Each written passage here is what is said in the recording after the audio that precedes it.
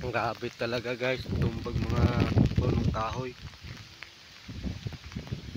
ang nagdadaanan.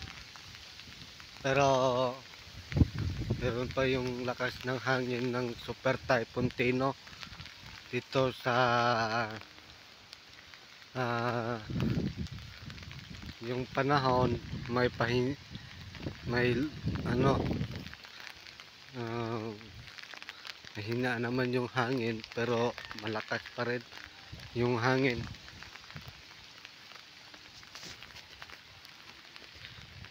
So natin guys, walang palapasin natin na Super Typhoon,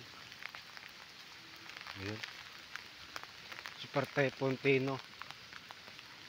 Pero ilang lugar sa uh, Bo sa Hitape o Tagbilaran, yung sa Cebu City o Iloilo, pero yung lakas na hangin to 155 kilometer ang bugsong hangin, ang 95 kilometer.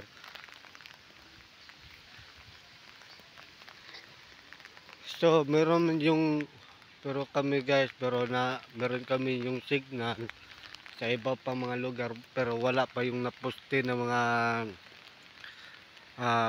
walang naposte, walang naputol na mga kuryente. So pabalik siguro og kuryente mga susunod na araw. Nauwi ako guys para dito kami na matanda kami ng bahay kung anong nangyari, wala. Pero wala lang guys.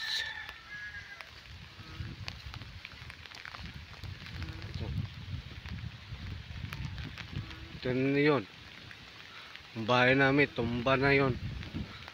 Yung punong kahoy, mga punong kahoy